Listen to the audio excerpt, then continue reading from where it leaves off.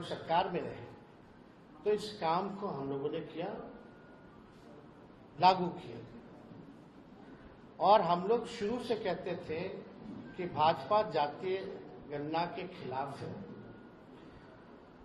Bharatiya Janata party Bihar को विशेष राज्य का दर्जा नहीं देना चाहती है और भारतीय जनता पार्टी जो है शेड्यूल 9 में जो महागठबंधन की सरकार ने आरक्षण पिछड़ों का, अति पिछड़ों का जो बढ़ाया है उसको डालना नहीं चाहती है अनुसूची 9 में।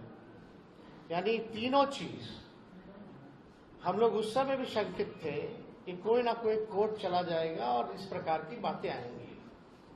कोर्ट में ये मैटर गया और कोर्ट द्वारा जो है ये रोका गया। फिर ये मामला जो है अभी सुप्रीम कोर्ट में है और हमने पहले भी कहा था कि अगर अनुसूची 9 में इसको नहीं डाला जाएगा तो हम लोग सड़कों पर आंदोलन करेंगे।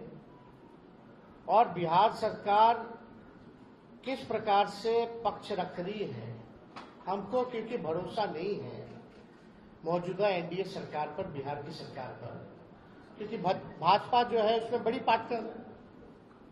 और चाहे केंद्र में हो या बिहार में एनडीए की सरकार है और मुझे पूरा भरोसा है कि एनडीए की सरकार चाहे बिहार वाली हो या देश में हो, ये नहीं चाहते हैं कि जो आरक्षण की सीमा बढ़ाई गई है उसको अनुसूची 9 में डालें।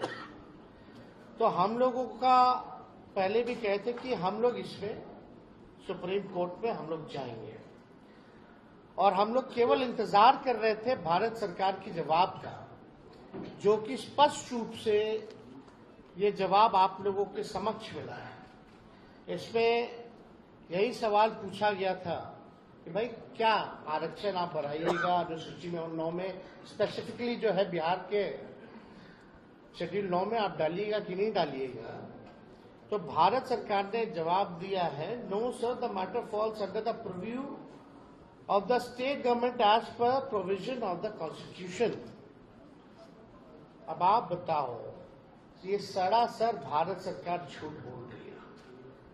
अनुसूची 9 में यानी शेड्यूल 9 में डालने का अधिकार केवल भारत सरकार को ही है, राज्य सरकार को नहीं है। ये पूरी तरीके से झूठ बोला जा रहा है, संसद में झूठ बोला जा रहा है।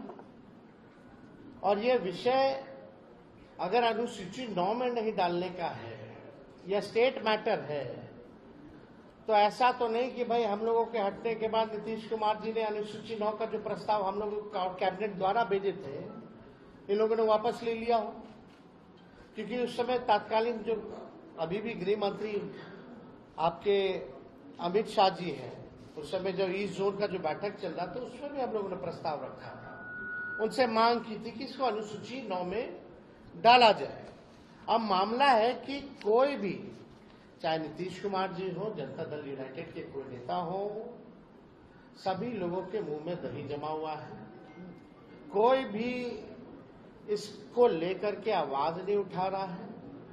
जब हम लोगों ने किया था इस काम को तो बड़े ढिंढोरे पीटे जा रहे थे जनता दल यूनाइटेड के द्वारा।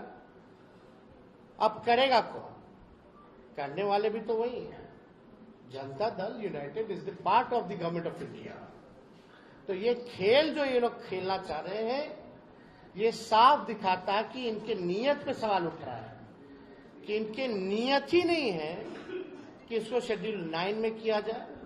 ये पिछड़े, अति पिछड़े, दलित, महादलित, आदिवासियों के हित में जो काम हुआ है उसको ये लोग नहीं चाहते, स्वीकारना नहीं चाहते और इसको पूरी तरीके से फंसाया जा रहा है। बिहार सरकार द्वारा कोई ट्रांसपेरेंसी नहीं रखी गई है। जब हम लोग जाति आधारित गणना करा रहे थे तो पूरी तरीके से ट्रांसपेरेंसी